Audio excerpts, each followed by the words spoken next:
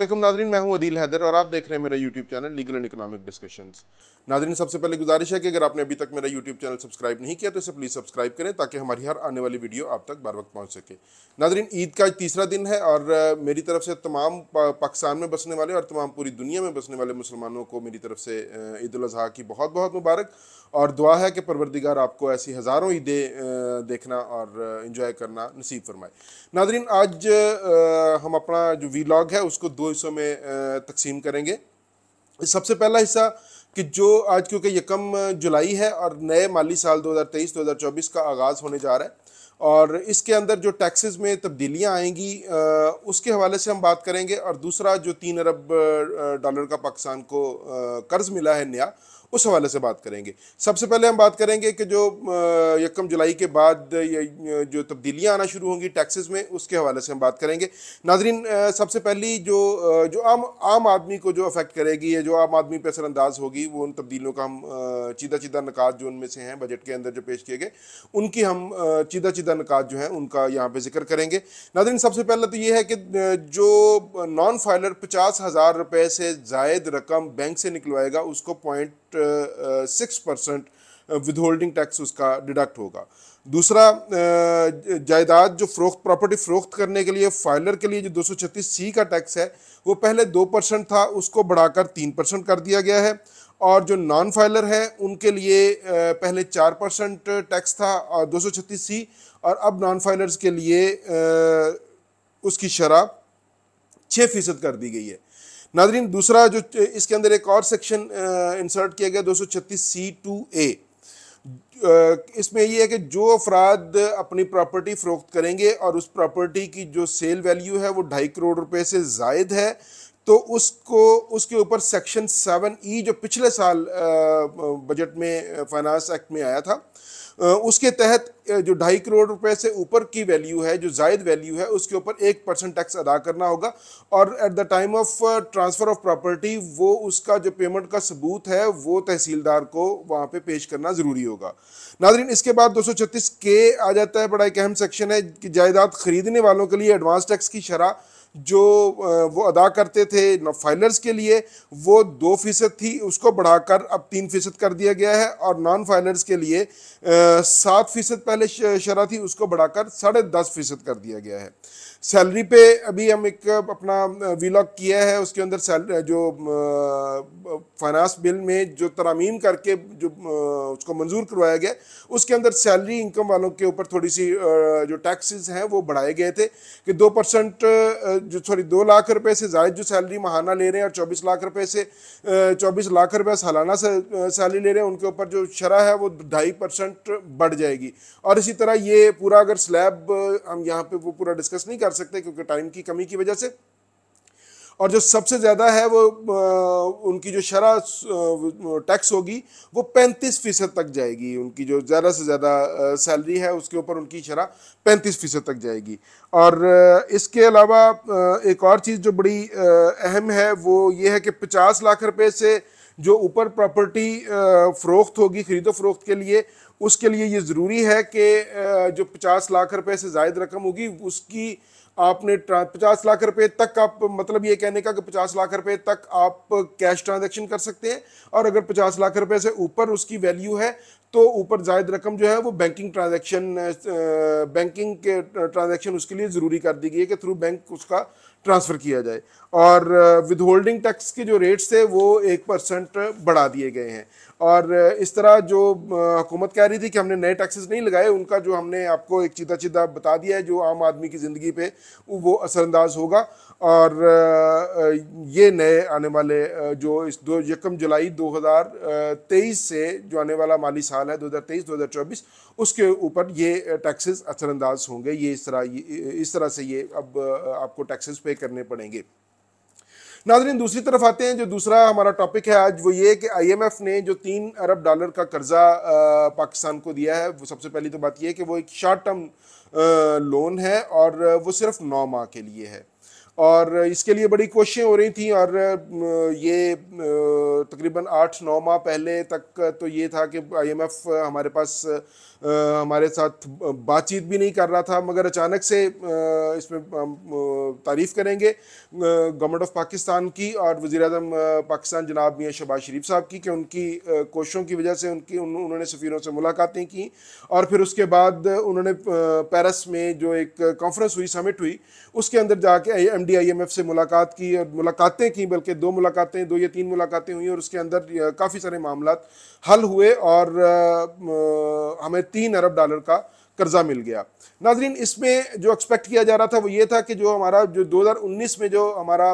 Programme शुरू हुआ था आईएमएफ के साथ, उसमें हमारा नवा जो 9th रिव्यू था वो रहता था, उसके अंदर हमें $1.2 अरब मिलने थे। और ये क्योंकि जून आ गया तो हमारे तकरीबन $2.50 अरब आईएमएफ के जो 2019 का हमारा प्रोग्राम था उसके हिसाब से हमारे $2.5 अरब हमारे रहते थे। मगर आईएमएफ ने एक नया मुआहदा किया जो शॉर्ट टर्म के लिए है, और उसके अंदर हमें $3 अरब दे दिए, जो कि बिलाशुबा इस वक्त जो पाकिस्तान की इकानमी है वो इंतहाई शदीद बहरान का शिकार है। और उसके अंदर ये जो $3 अरब है जब इंजेक्ट होगा तो वो ऑब्वियसली एक अपना असर रखेगा और एक इंतहाई अहम रोल प्ले करेगा, क्योंकि उसकी वजह से दूसरे मालियाती इदारों का और डोनर्स जो हमारे सॉरी इदारे हैं उनका हम पे एतमाद बढ़ेगा, और पाकिस्तान में इन्वेस्टमेंट आएगी, स्टॉक मार्केट ऊपर जाएगी, और उससे डॉलर की भी परवान जो है ना वो नीचे आएगी। मगर नाजरीन, इसमें यह है कि जब भी आईएमएफ कर्ज देता है, कर्ज कोई अच्छी चीज़ नहीं है जिसके हम जो खुशियाँ मना रहे हैं, कर्ज कोई अच्छी चीज़ नहीं है, मगर जब हम बिल्कुल डिफ़ॉल्ट की हालत पे चले जाएं तो फिर हमें किसी न किसी तरह उसको सरवाइव करने के लिए जारी बात है कि कुछ ना कुछ कड़वे घूंट भरने पड़ते हैं। और उन्हीं कड़वे घूंटों में से एक घूंट आईएमएफ का ये कर्जा है कि हम डिफ़ॉल्ट के बिल्कुल करीब पहुंच गए थे, और इस $3 अरब से अल्हम्दुलिल्लाह हमारा जो पाकिस्तान का डिफ़ॉल्ट का एक जो चांस था, जो बातें हो रही थी, वो तकरीबन ख़त्म हो गया है। नाज़रीन, आईएमएफ जब भी कर्ज देती है तो उसके साथ नई शराइत, ज़्यादा शराइत भी जारी बात है वो आयद करती है। इससे पहले भी ये 8-9 माह शराइत पूरी करने के ही हम ऊपर लगे रहे, और उसकी वजह से हमारे मुल्क में इन्फ्लेशन बहुत बढ़ गई और महंगाई बहुत ज़्यादा हो गई। हमारे जो फॉरेन रिजर्व्स थे वो कम हो गए, वो तकरीबन कोई $4 अरब तक पहुंच गए। हमारी एक्सपोर्ट्स रुक गई, इंपोर्ट पे जो restrictions state bank of Pakistan ने लगा दी और इस तरह और बहुत सारी चीज़ें, फॉरेन डायरेक्ट इन्वेस्टमेंट रुक गई, इंडस्ट्री माइनस, उसकी ग्रोथ माइनस में चली गई, एग्रीकल्चर की ग्रोथ माइनस में चली गई, और इसके अलावा जो जीडीपी है वो बहुत नीचे आ गया। और अगर यही मुआहदा हमारा, मैं यहाँ पे एक छोटी सी बात करूँगा कि अगर यही मुआहदा हमारा 8-9 माह पहले आईएमएफ के साथ हो जाता तो सूरत हाल आज से काफ़ी बेहतर होती। मगर हमारे जो फाइनेंस मिनिस्टर साहब हैं वो पहले ये कहते रहे कि मैं आईएमएफ को डील करना ज़्यादा बेहतर तरीके से जानता हूँ क्योंकि मेरा इसमें एक लंबा तजर्बा है, और इसी तरह की वो बातें करते रहे, और जिसकी वजह से ऑब्वियसली एक एतमाद का फुकदान होता है। दोनों एक मालियाती इदारा है, उन्होंने हमें कर्ज देना है और उन्होंने हमारे ऊपर एहसान करना है, हमने कोई उनसे कर्ज लेके उनके ऊपर एहसान नहीं करना। तो बहरहाल जो भी है वो आपके इस वक्त जो माशी सूरत हाल है, लोगों का महंगाई में जीना महाल हो गया है, और इवन के उन्हें 2 वक्त की रोटी पूरी करनी मुश्किल हो गई है। और हमारी जो अशराफिया है वो उसको इस चीज़ का शायद एहसास नहीं है, क्योंकि उनके घर में बिजली भी नहीं जाती, उनके घर में कोई ऐसा मसाइल भी नहीं है, उनके घर में बीमार भी नहीं है शायद, या हों तो वो अफोर्ड करते हों। नाजरीन, इसके अंदर जो चीज़ें हैं वो हम आपको बता देते हैं सॉरी। जो इसमें ये क्या सराहियाँ की जा रही हैं कि डॉलर की जो उड़ान है वो कम से कम थमेगी, और हाँ, इसके अंदर जो एक फौरी तौर पे एक जो इम्पैक्ट आया है, डॉलर जो हमारे $3 अरब का कर्जा मिला, इसमें ₹7.5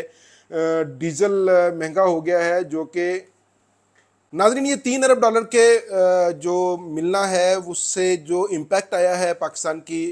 इकानमी पे, वो हम आपके सामने रख देते हैं। और अभी ये मशरूत है बताते चलें कि ये भी मशरूत है एग्जेक्टिव जो बोर्ड है IMF का, उसकी मंजूरी के साथ ही हमारे अकाउंट में ट्रांसफ़र होंगे। इससे कम से कम ये होगा कि जो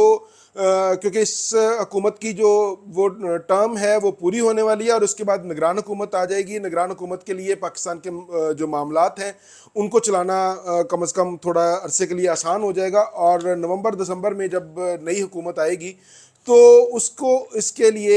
इसको कंटिन्यू करने के लिए एक लॉन्ग टर्म मुआहदा करना पड़ेगा और उसके अंदर